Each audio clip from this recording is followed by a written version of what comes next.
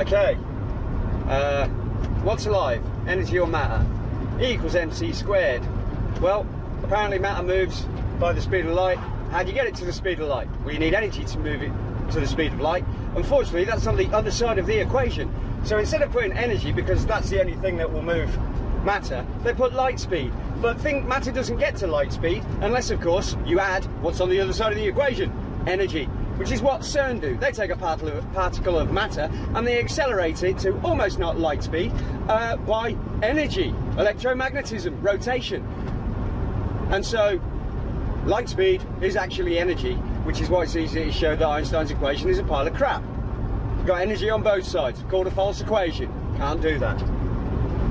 So, you have energy and you have matter, you have energy, and the law of energy, first law of energy is, energy cannot be created or destroyed. So E equals mc squared immediately violates the first law of energy, because you can't destroy energy and get matter, and you can't destroy matter to get energy, because energy cannot be created from matter, because energy cannot be created or destroyed, and you can't turn energy into matter because energy cannot be created or destroyed. So to turn energy into matter, again, is a totally false assumption. So E equals mc squared, c squared is actually energy, so that's that falsified. It breaks the first law of energy laws of cannot be created and destroyed, so again, showing that E equals mc squared is a pile of rubbish. Now we're going to look at the human body. We have energy and matter. I say they're separate. You have a human body, which is energy and matter. If you remove the matter, what happens to the energy? Nothing, because energy is alive. It cannot be created or destroyed. So if you destroy the body, energy cannot be created or destroyed. So you will live forever when you are reformed by God. So what happens if we take the energy away from the matter? Well, you get dead matter, don't you? Once somebody's dead, that's dead matter, because the energy left. It didn't change into anything, it just leaked out of the body, because we are in systems that leak and cannot contain the energy. That's what we're in now. It's not what we started with. So, energy is alive, because energy cannot be created or destroyed. So if the body dies, the energy cannot be destroyed. So it is the life. If you remove the energy from the matter becomes dead matter, because energy animates matter. Energy and matter are separate. There was something else. It came in a cascade, so here's a second. So, as I've just said, energy is alive because it cannot be created or destroyed, and it animates matter. So, what is energy? Well, what's information? Information is energy, and energy is information. And so, energy is alive, and it thinks, because energy is alive. It cannot be created or destroyed, and we are made of energy. And God says He is the life. And so, what is God? God is an energy being, and He showed me His form. I've seen God, you could say. I've seen one of the forms of God, an Ouroboros Taurus. No, because people keep picking up on that word. That's just for your reference. It's an Ouroboros field, and it's made from Fibonacci spirals like fingers, and it rotates. That's God. One of them, anyway. And He's allowed me to explain that He is an energy being. He is life. Life is energy. Energy is information. So God knows everything. Energy is in everything. So God is everywhere.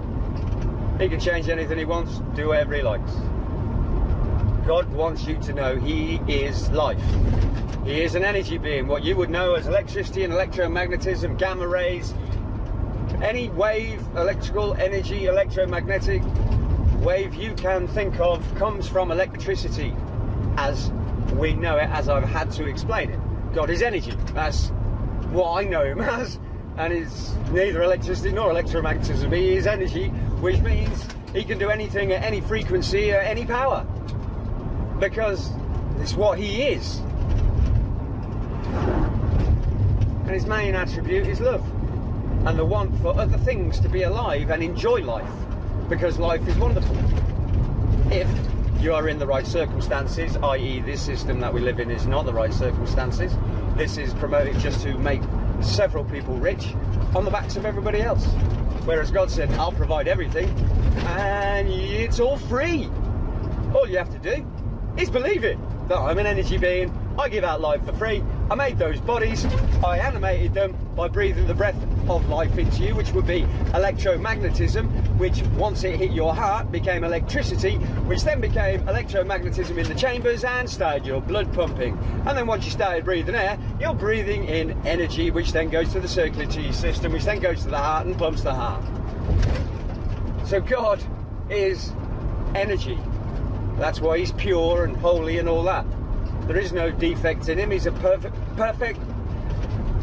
Because I don't, like, you know, I'm not going to downgrade God and say he's the perfect system, because he's alive.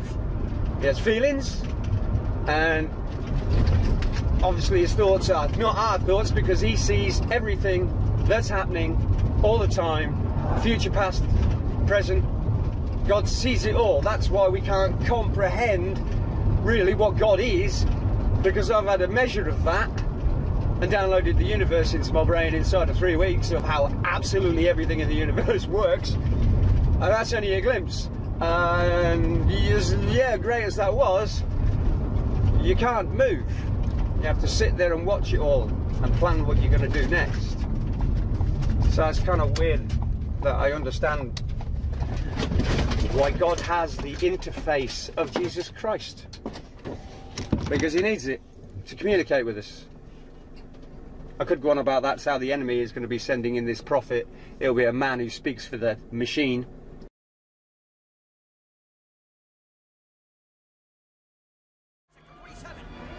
It's a trap!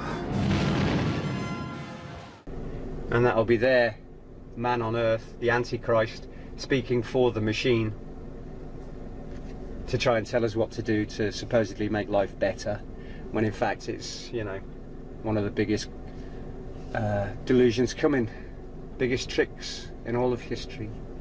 Well, I'm home. See you later. It's a trap!